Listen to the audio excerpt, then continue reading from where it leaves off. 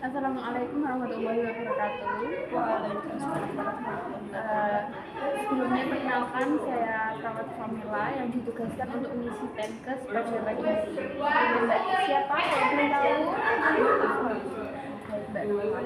Di sini saya akan menjelaskan mengenai infeksi menular seksual.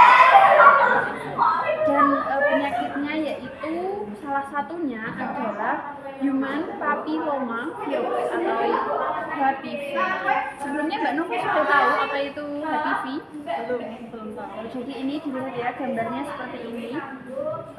Jadi human papillomavirus atau HPV ini adalah virus yang dapat menyebabkan tumbuhnya kutil di berbagai bagian tubuh.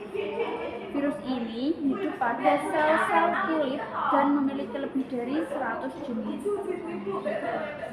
Banyak sekali. Iya, seperti ini ya. Selanjutnya bisa dilihat ya Mbak Nova bagaimana cara penularannya. Untuk menjelaskan cara penularannya yaitu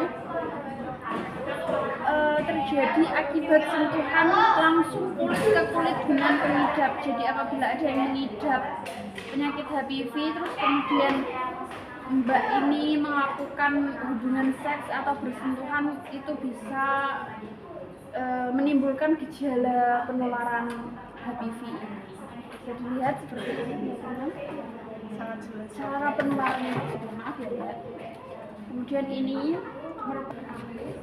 bisa dilihat ya Mbak, ini gejala dan jenis kutil akibat HPV. Jadi HPV ini cenderung tidak menimbulkan gejala sehingga jarang disadari oleh pengidapnya. Namun apabila tubuh kita tidak berhasil memberantasnya, infeksi HPV dengan jenis tertentu berpotensi menyebabkan kanker. Karena itu, para wanita dianjurkan untuk selalu memeriksakan kesehatannya serta menjalani vaksin pencegah HPV. Ada 5 jenis HPV sampai pada tahap menimbulkan gejala.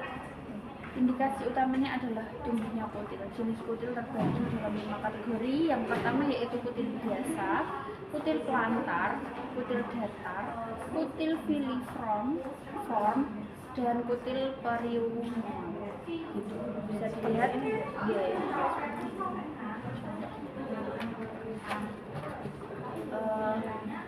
Bisa dilihat Mbak, ini faktor resiko dalam infeksi HPV. Bisa dilihat untuk infeksi HPV sangat mudah menular dan dapat terjadi pada siapa saja. Jadi harus berhati-hati. Terdapat sejumlah faktor yang berpotensi. Yang pertama yaitu sering berganti pasangan. Nah, yang kedua, berbagi pemakaian barang pribadi itu juga bisa menimbulkan resiko dalam infeksi ini. Yang ketiga yaitu sistem kekebalan tubuh yang lemah. Keempat yaitu kulit yang rusak juga bisa. Kemudian usia dan tidak menjaga kebersihan.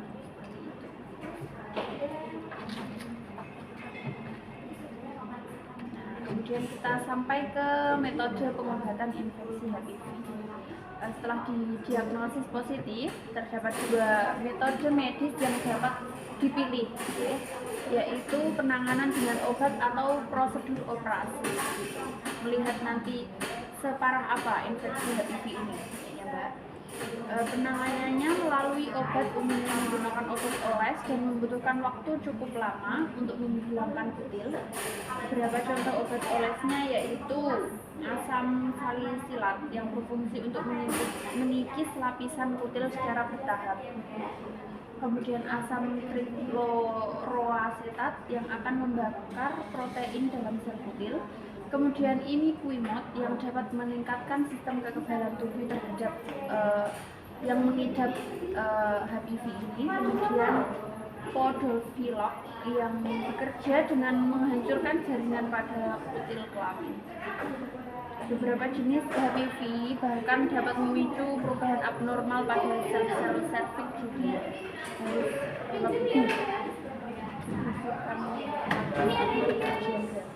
Kemudian langkah untuk pencegahan infeksi HPV bagaimana?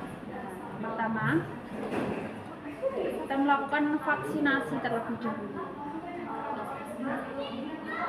Harus vaksin ya. Iya.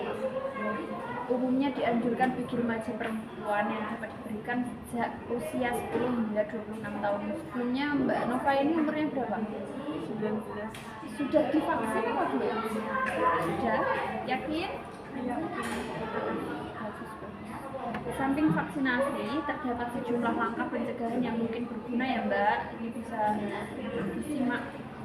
Yang pertama, hindari menyentuh kutil secara langsung.